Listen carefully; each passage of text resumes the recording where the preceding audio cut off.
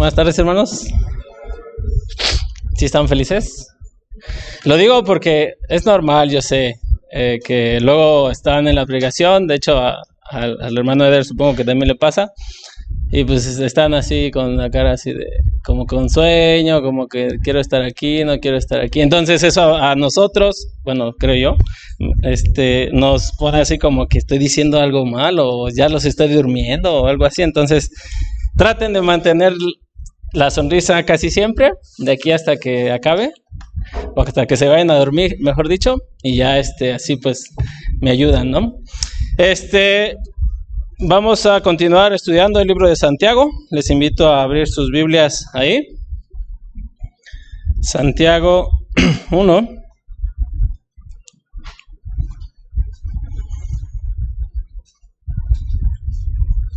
Y puse como título a esta predicación: la buena práctica hace al maestro, es decir, al cristiano maduro. Y pues vamos a ponernos de pie, o les invito a ponerse de pie.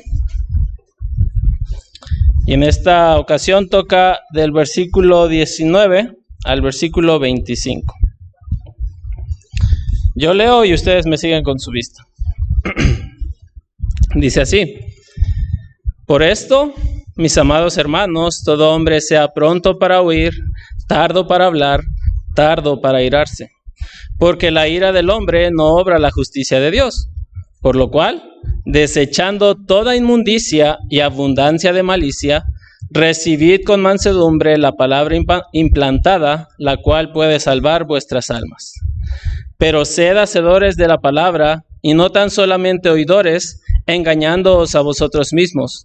Porque si alguno es oidor de la palabra, pero no hacedor de ella, este es semejante al hombre que considera en un espejo su rostro natural, porque él se considera a sí mismo y se va y luego olvida cómo era. Mas el que mira atentamente en la perfecta ley, la de la libertad, y persevera en ella, no siendo oidor olvidadizo, sino hacedor de la obra, este será bienaventurado en lo que hace. Vamos a orar. Alabado Dios, Padre Todopoderoso, te damos gracias por esta oportunidad que tú nos das de venir al templo, Señor, al lugar donde tú has escogido, Señor, para que este grupo de creyentes venga a alabarte, a adorarte, Señor, a escuchar tu palabra, Señor. Te ruego que tú me ayudes, Señor, me uses, que sea tu Espíritu el que hable a través de mí, Señor, y mueva los corazones de mis hermanos, Señor, y nos ayude, Señor, a crecer como cuerpo tuyo, Señor, como iglesia. Te doy las gracias, pues, por todo, y pido de tu bendición y tu dirección en esta tarde. Padre, te pido todo esto, Señor, en el nombre de tu Hijo amado Jesucristo. Amén. ¿Pueden sentarse, hermanos? Bien, voy a hacer un resumen de lo que hemos visto. Hemos visto dos mensajes anteriores, dos partes del capítulo 1. Y en el primer pasaje vimos acerca de estar gozosos en las tribulaciones. No sé si recuerdan. ¿Por qué debo de estar gozoso? Porque es un tiempo para crecer. Entonces, eso ayuda y fortalece mi ¿cómo se dice? Fortalece mi fe y me da paciencia y me ayuda a esperar en Dios. También vimos que Dios quiere que le pidamos sabiduría y que le pidamos con fe sin dudar, ¿no? Sea una fe total en pedir a Dios. También la segunda parte, el siguiente sermón, aprendimos que las pruebas, dificultades vienen acompañadas de tentaciones. Y Dios nos invita a confiar en Él, otra vez, y usando la sabiduría de Él para aprobar las pruebas. También vimos cómo se desarrolla la tentación y que muchas veces culpamos a Dios de las tentaciones, pero en este pasaje aprendimos que no es así, que las concupiscencias, que las tentaciones vienen de nuestros propios deseos, y esos deseos pues son malos, ¿no? Y si pensamos de esa manera, es decir, que seguimos pensando de esa manera, pues somos necios. Y también aprendimos que cada creyente en particular es especial para Dios. Por lo tanto, no debemos de tener ese pensamiento respecto a Dios, ¿no? Dios me tentó, entonces me está yendo mal, estoy sufriendo, pero yo estoy haciendo bien a Dios y obedeciéndole, pero entonces me enojo contra Dios. Pero vimos que toda buena dádiva y todo don perfecto desciende de lo alto. Es decir, que Dios es bueno y no por esa causa no puede tentarnos, o de Él no vienen las tentaciones. Bien, y en esta tarde continúa el pasaje, y las Biblias generalmente hacen divisiones, ¿no? Y ahí viene un subtítulo que dice, hacedores de la palabra, pero tiene relación, todavía esta parte tiene relación con el tema anterior. El versículo 19 comienza con un por esto. Es decir, es un conector discursivo que va a explicar o va a introducir una secuencia o resultado de algo que se había dicho previamente. Es decir, y ya hicimos el resumen, ¿verdad? Respecto a las tentaciones, debemos de estar gozosos, Dios nos pide que pidamos sabiduría, etcétera. Bueno, lo que vimos ahorita. Entonces, si lo relacionamos con lo que hemos estado estudiando anteriormente y lo conectamos respecto a la sabiduría en las pruebas, por lo tanto, este versículo 19 nos está diciendo que debemos escuchar. ¿Ya lo leí? ¿Ya, verdad? ¿Ya leí el pasaje? Sí, ya lo leí, perdón. Se me fue. Entonces, dice, por esto, mis amados hermanos, todo hombre sea pronto para oír, tardo para hablar, tardo para airarse. Es decir, conectándolo, Santiago nos está diciendo, por lo tanto, por lo anterior, respecto a las pruebas y pedir sabiduría, escucha con prontitud y atentamente la sabiduría que proviene de Dios, la cual se encuentra en su palabra, y ahorita lo vamos a ver más adelante. También dice tardo para hablar, es decir, no te apresures a hablar. Conectándolo es, no pienses como aquellos que decían que las tentaciones provienen de Dios, no pienses de esa manera, y sé tardo para airarte, es decir, no que tu prueba, que tu dificultad no te lleve a airarte, a enojarte, y como vimos muchas veces nos enojamos contra Dios y mentimos si pensamos que no es así, es que enojarme yo contra Dios. Y creo yo que muchos lo hemos hecho, ¿no? Yo lo he hecho. Y podría pensar que es algo, no sé si decir común, pero es algo que normalmente como creyentes por nuestra carne hacemos. Nos enojamos contra Dios. Pero aquí pues Santiago nos está enseñando, Dios a través de Santiago nos está enseñando que debemos de ser tardos para airarnos. Cuando aquí se refiere a ira, se refiere a un resentimiento y a un rechazo profundo en el interior del hombre. Por lo tanto, es un enojo causado por las pruebas y las dificultades, las cuales nos hacen estar llenos de ira, ya sea contra Dios o contra la situación, ¿no? Y en ese caso, pues también contra las personas. Continuamos, versículo 20, y dice, porque la ira del hombre no obra la justicia de Dios. La traducción al lenguaje actual lo dice de esta manera, un poco más entendible, porque la gente violenta no puede hacer lo que Dios quiere. Porque la gente violenta porque la gente violenta no puede hacer lo que Dios quiere. Es decir, que la ira humana impide que vivamos según la justicia de Dios, es decir, lo que Dios en este caso quiere.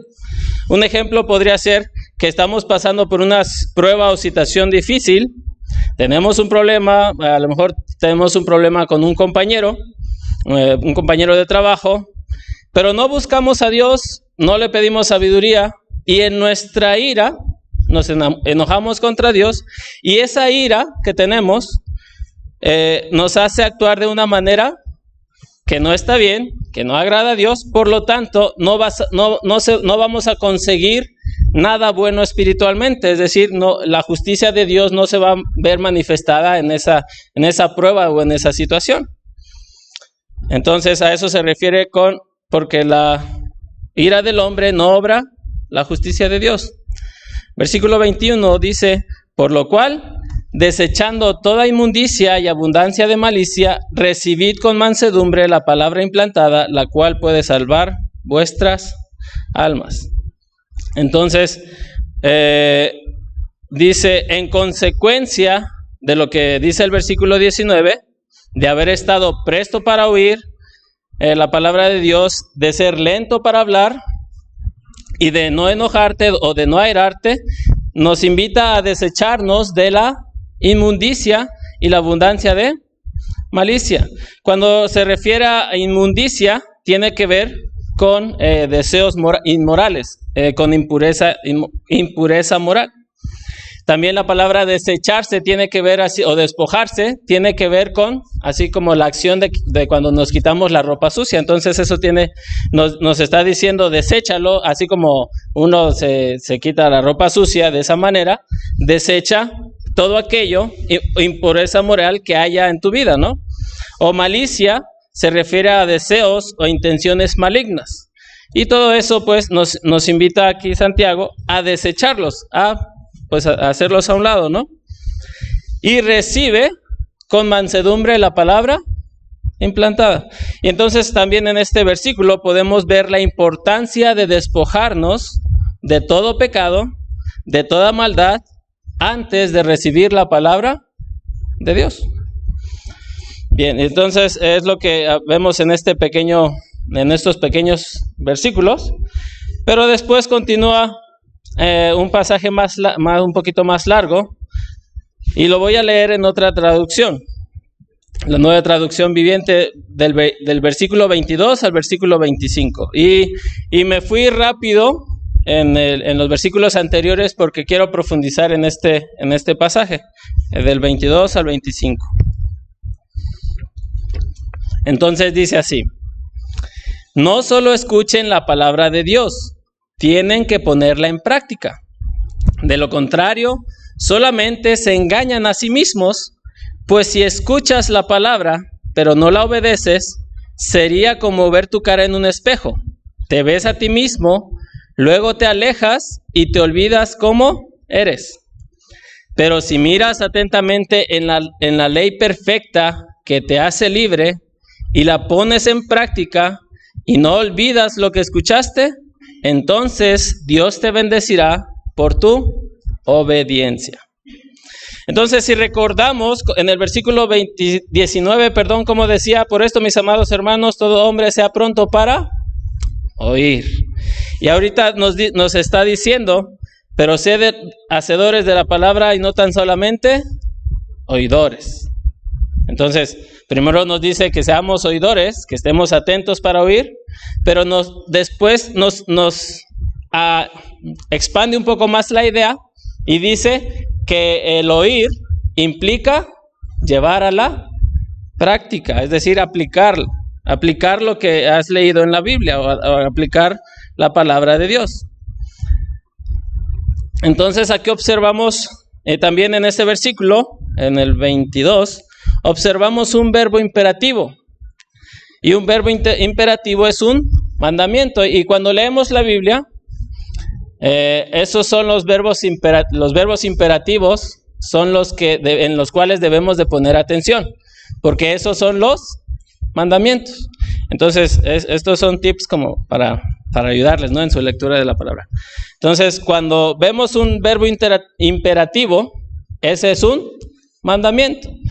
Y es un mandamiento de Dios, por lo tanto debemos de poner atención en esos verbos imperativos porque son mandamientos de Dios y son lo que Dios nos manda a llevar a la práctica. Entonces, dice, ¿cuál es el mandamiento? Sed hacedores, es decir, poner en práctica lo que oímos, es decir, o lo que leemos en este caso, ¿no? Porque si no lo hacemos de esa manera, nos engañamos a nosotros mismos. Y voy a usar una ilustración para dar una idea cómo nos podríamos ver. Aquí Santiago usó una ilustración, nos dijo que si tú no eres hacedor de la palabra, eres como aquel que se mira en un espejo, se observa, ve cómo está, pero no hace ningún cambio y se va. Entonces no le sirvió de nada y se está viendo como un necio. Yo voy a usar una ilustración y esta va así, dice: don Ernesto tiene 72 años y una cuenta bancaria más saludable que su presión arterial. Hace un año se casó con Vanessa, una influencer de 25 años, con sonrisa perfecta y cero historial laboral. Ahora ella está embarazada y él anda feliz diciendo: esto es amor verdadero. Vanessa me quiere por mi forma de ser y no por el dinero. Y que se haya embarazado es prueba de ello. Sus amigos no dicen nada, pero las miradas lo dicen todo. Mientras él cree que vive una historia de amor, todos ven una historia de autoengaño basado en las posesiones. Entonces, más o menos de esa manera, ¿cómo se ve don Ernesto? Es un necio, es un tonto, por así decirlo. Entonces, es una ilustración semejante, ¿no? De esa manera nos vemos como unos necios, como unos tontos, si solamente estamos leyendo la Biblia sin ponerla en práctica. Pero sigue, el versículo dice así, o sea, si no pones en práctica, si no eres hacedor de la palabra, eres un necio. Pero continúa diciendo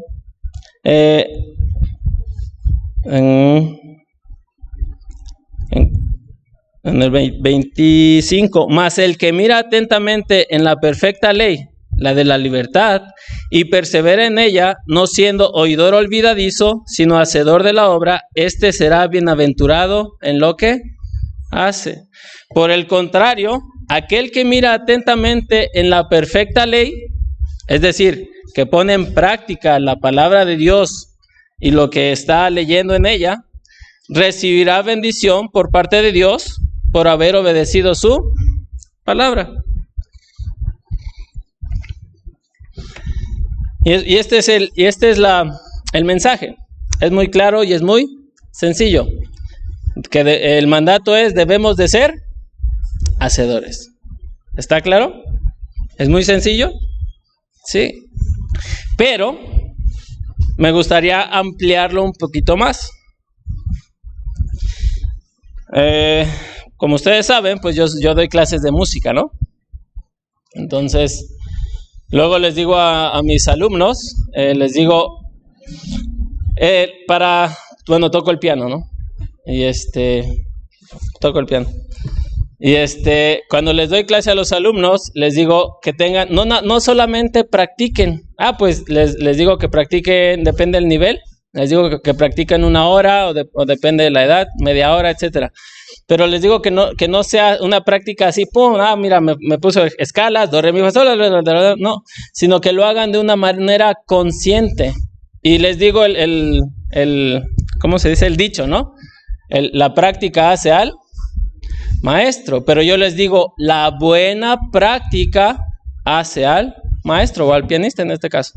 Es decir, que practiquen conscientemente, porque luego llegan, termina la clase, les dejo tarea para la siguiente semana y practican, pero no practicaron bien y aprendieron errores. Aprendieron a hacer, les digo, fíjate bien en tu muñeca que es así, así, y entonces ya cuando llegan a la siguiente clase, pues ya llegan ahora con errores. Por eso les digo, háganlo, tengan una buena práctica de una manera consciente, sé consciente en lo que estás practicando.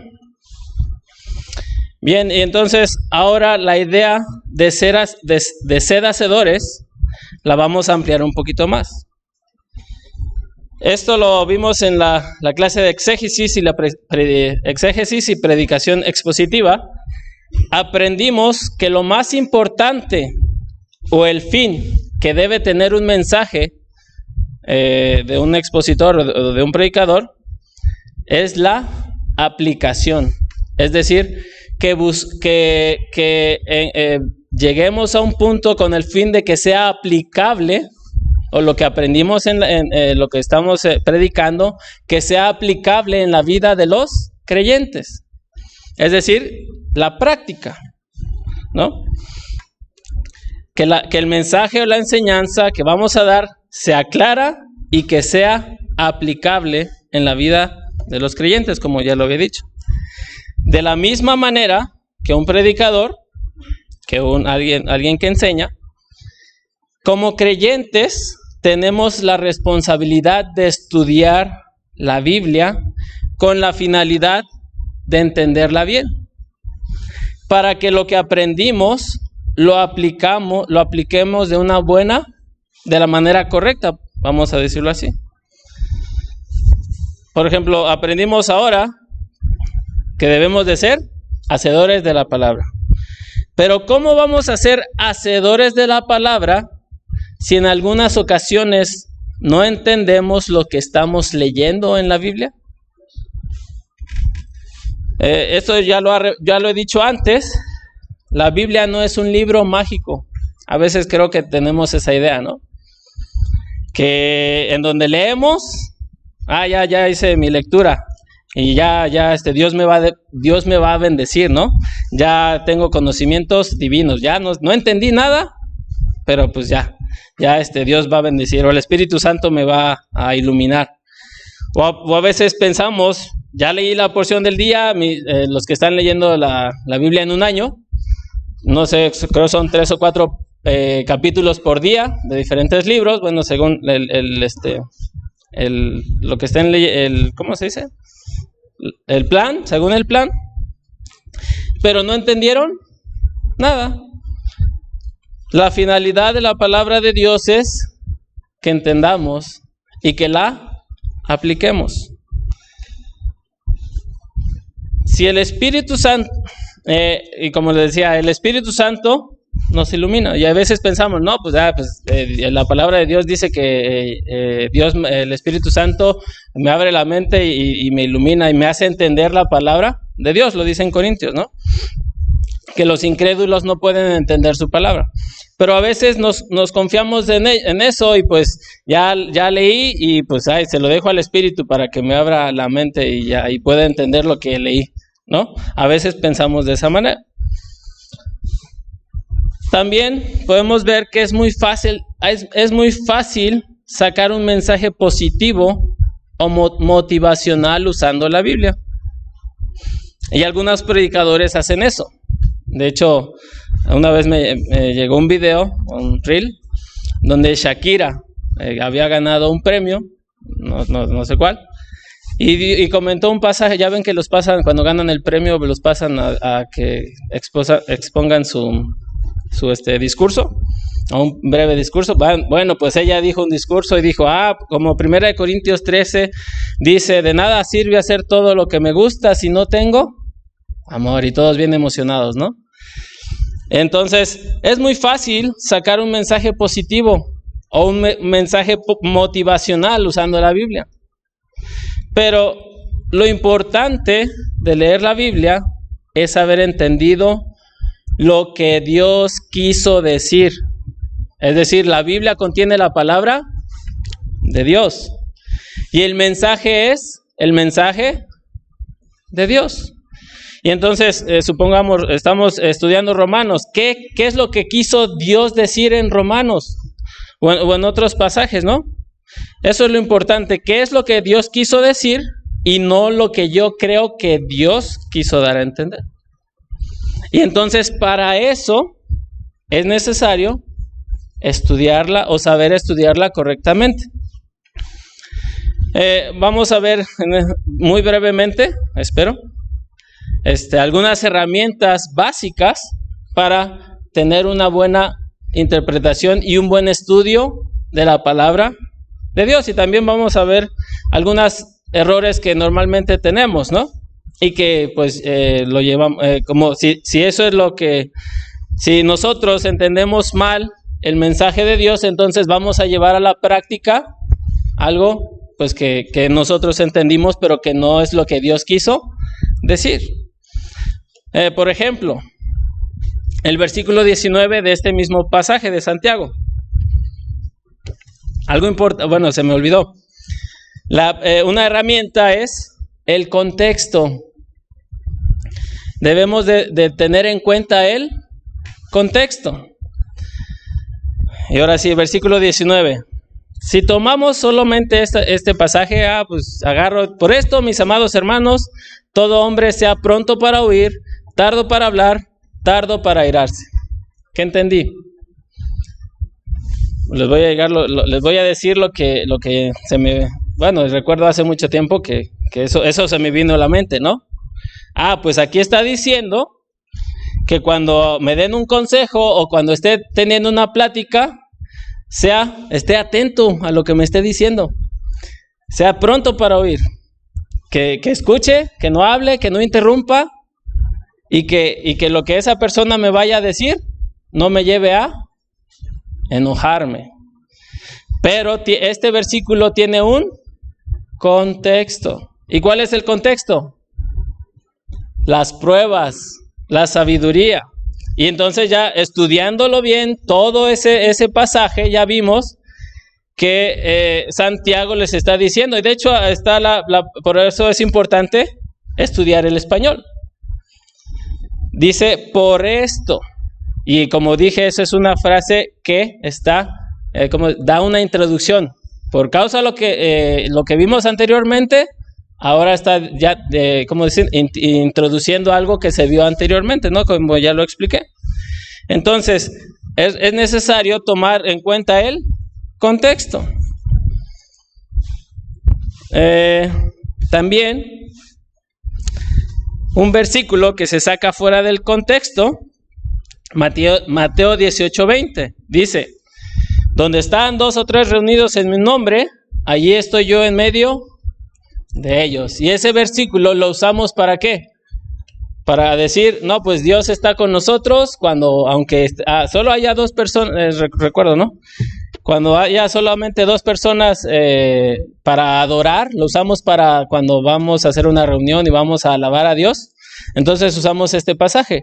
Cuando donde están 2 o 3 reunidos en mi nombre, allí estoy yo en medio de ellos. Pero hay un contexto. ¿Alguien sabe cuál es el contexto de este pasaje? Fuerte. Los conflictos o la disciplina de la iglesia.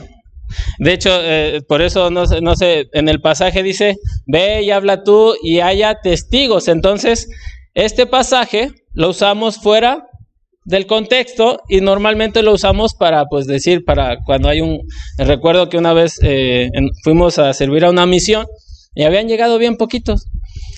Y el hermano dijo, no, pues acuérdate que la Biblia dice, donde están 2 o 3 reunidos en mi nombre, allí estoy yo en medio de ellos. Pues sí, ¿verdad? Pero no, este versículo tiene un contexto y está hablando de disciplina en la iglesia. Entonces, ¿cuál es la primera herramienta para tener una buena interpretación o estudio de la Biblia? El contexto. Número 2, la gramática o el género del libro, ¿no? Proverbios 11:30 dice, el que gana almas es sabio. Y muchos lo usan ¿para qué? Para evangelizar. ¿Y eso es lo que está diciendo este proverbio? No. ¿Por qué? Porque en ese tiempo no, ¿cómo se dice? Todavía no había muerto Jesús, todavía no había sido crucificado y todavía el evangelismo ni el mandato de la Gran Comisión había sido dado. Si no se refiere o algo, recordemos, Proverbios es un libro de sabiduría. Y entonces ese versículo, o ese proverbio, mejor dicho, nos está diciendo, el que se hace amigos es sabio. Y muchas veces lo usamos porque no es, ¿cómo se dice? Lo sacamos fuera del contexto o de la gramática, sabiendo que Proverbios es un libro de sabiduría. y pues lo usamos mal. Y así lo aplicamos a nuestra, yo voy a ganar almas porque pues quiero ser sabio, ¿no? Pero no es así. También otro ejemplo podría ser Proverbios 22:6, donde dice, instruye al niño en su camino, y aun cuando fuere viejo, no se apartará de él. Entonces dijimos, ¿dentro de qué libro está? De Proverbios. Y Proverbios son dichos sabios, ¿sí? Y muchas veces lo tomamos como una promesa, ¿no? Es que instruye al niño en su camino, y aun cuando fuere viejo, no se apartará de él. Y ahí está el papá amargándose contra Dios, porque él dice, no, yo instruí a mi niño y lo discipliné y le dije que siguiera los caminos de Dios, etcétera, etcétera, etcétera. Y el hijo ya llegó a la mayoría de edad y se descarriló. Pero por no aplicar bien la gramática o el género del libro, porque recordemos, Proverbios es un libro de sabiduría y no vemos promesas ahí, no son promesas de Dios. Entonces, el papá igual pues se amarga contra Dios porque está pensando que esto es una promesa. Entonces, la segunda es gramática o el género. El primero es contexto, después gramática. Después viene el tercero es cultural. La Biblia tiene un elemento cultural. Fue escrito, el Antiguo Testamento, ¿para quién? Para el pueblo de Israel.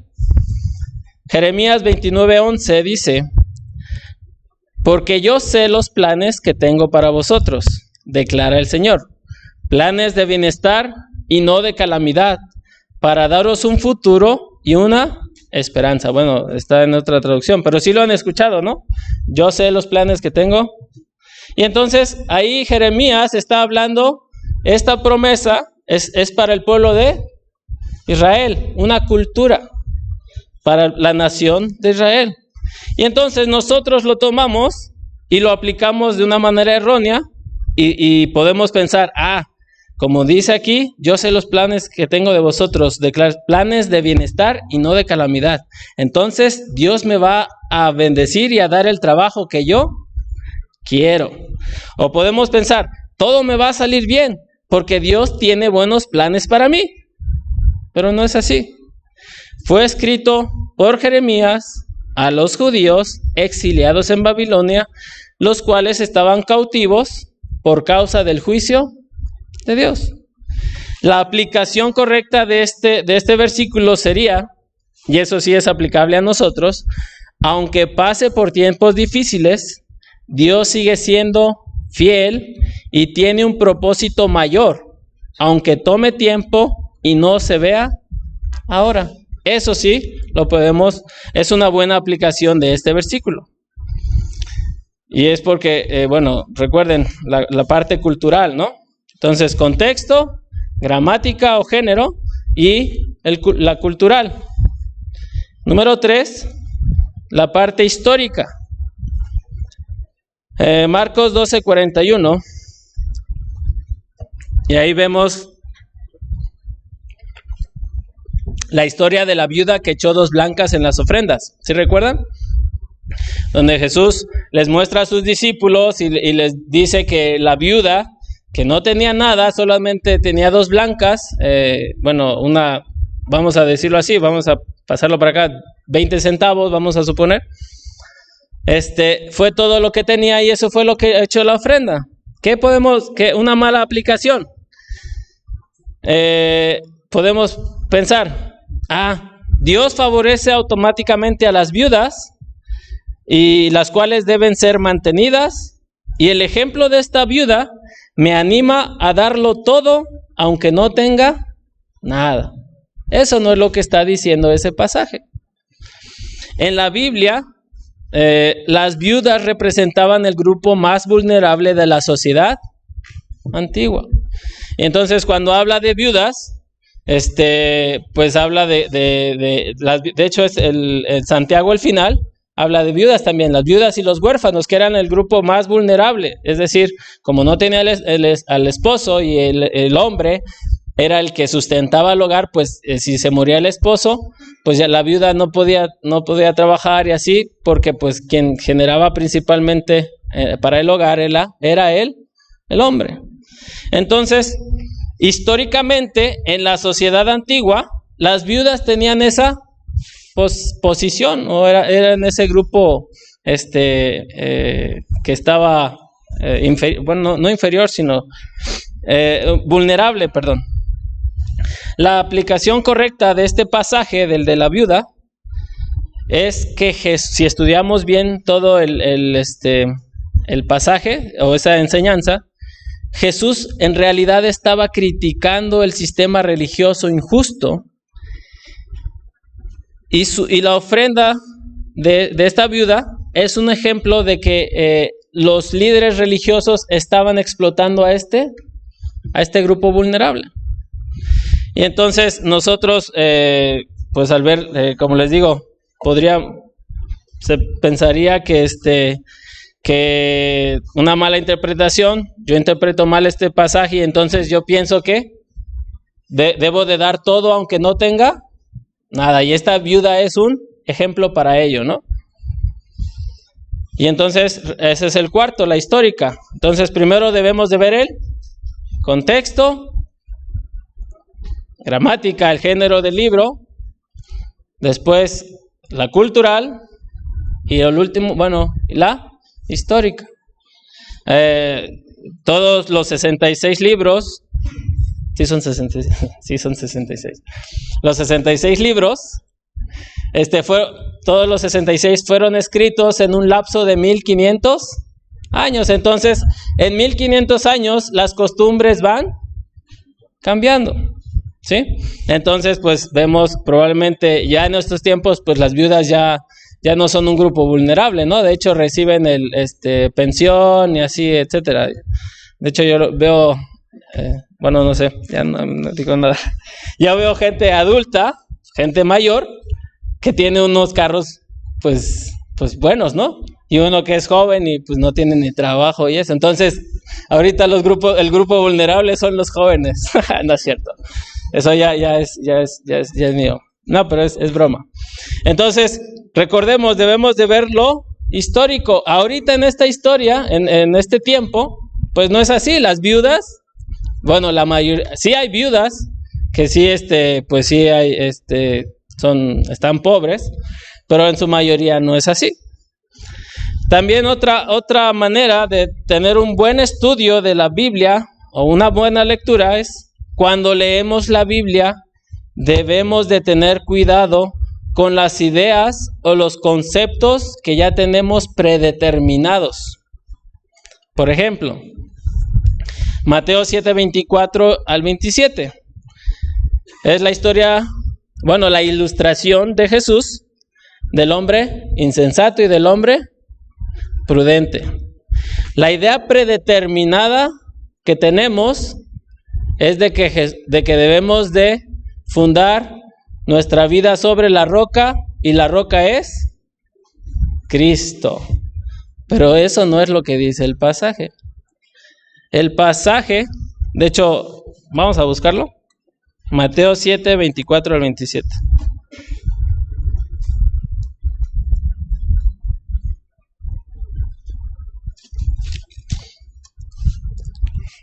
Y la respuesta está en el primer versículo. Lo voy a leer todo. Cualquiera pues que me oye estas palabras y las hace, le compararé a un hombre prudente que edificó su casa sobre la roca. Descendió lluvia y vinieron ríos y soplaron vientos y golpearon contra aquella casa y no cayó porque estaba fundada sobre la roca.